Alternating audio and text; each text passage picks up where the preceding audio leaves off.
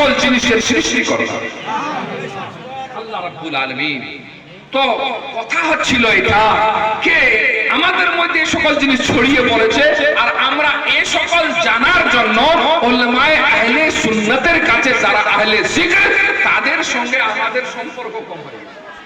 আল্লাহ তাবারাকা ওয়া তাআলা বলেন ফাসআলু আহলা যিকরি ইন কুনতুম লা তা'লামুন, তোমরা জিকির ওয়ালাদেরকে জিজ্ঞাসা করো যেই ব্যাপারে তোমরা জানো না। এখন এটা কিরকম জ্ঞান দেখেন ভাই, বুখারী শরীফের নাম খুব চলে আজকাল, চলে না? বুখারীতে আছে। আবার যখন এটা বলা হয়, এটা বলে কথা প্রশ্ন তুলে যে নামাজের পরে দোয়া নাই কেন, কোন সাহাবা করেন? এরকম বলে জানাজার পরে দোয়া কোন সাহাবা করেনি, তাহলে তোমরাও না করো। তাদেরকে জিজ্ঞাসা করে বুখারী শরীফ যে ব্যক্তি লিপিবদ্ধ করেছে ইমামে বুখারী, জানেন নবী পাক সাল্লাল্লাহু তাআলা আলাইহি ওয়া আলিহি ওয়াসাল্লামের দুনিয়া ছেড়ে যাবার পরে কতদিন পরে তার জন্ম হয়েছিল?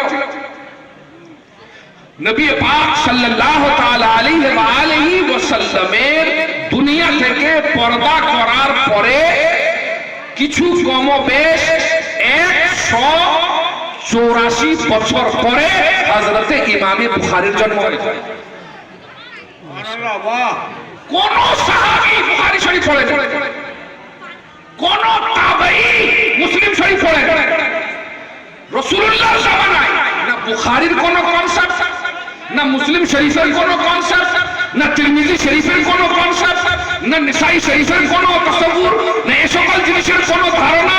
নবী পাকের 100-150 বছর পরে হাদিস মানে লিপিবদ্ধ হচ্ছে, বুখারী লিপিবদ্ধ হচ্ছে, মুসলিম তাকে এক জায়গায় করা হচ্ছে।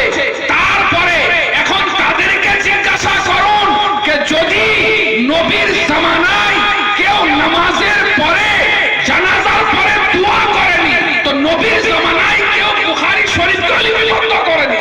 একটা বুখারী শরীফ তোমাদের জন্য দলিল হয়ে যায়, আর একটা দোয়া যে হাদিসের মধ্যে রয়েছে এটা তোমাদের দিকে নাজায়েজ হয়ে যায়। এটা কোন দিক? এটা হচ্ছে আহলে সুন্নাত ওয়াল জামাতের মধ্যে বিভ্রান্তি সৃষ্টি করা।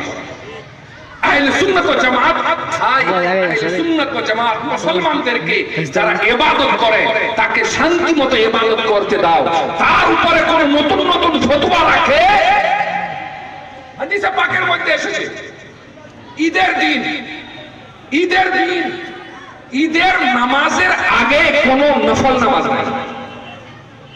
নামাজ আর কেউ যদি ঈদের দিন ঈদের নামাজের আগে নফল নামাজ আদায় করে এটা মাকরুহে তাহরিমি, জায়েজ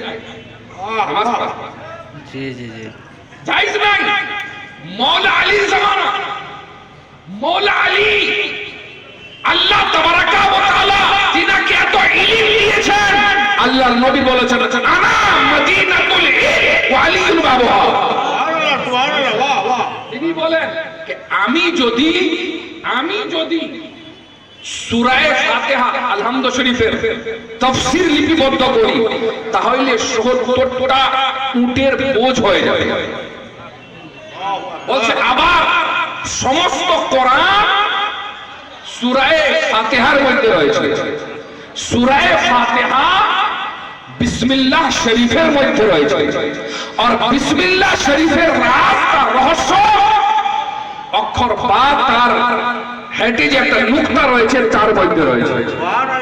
আলী বলেন আমি সেই নুকতার রহস্যটাকে জানি।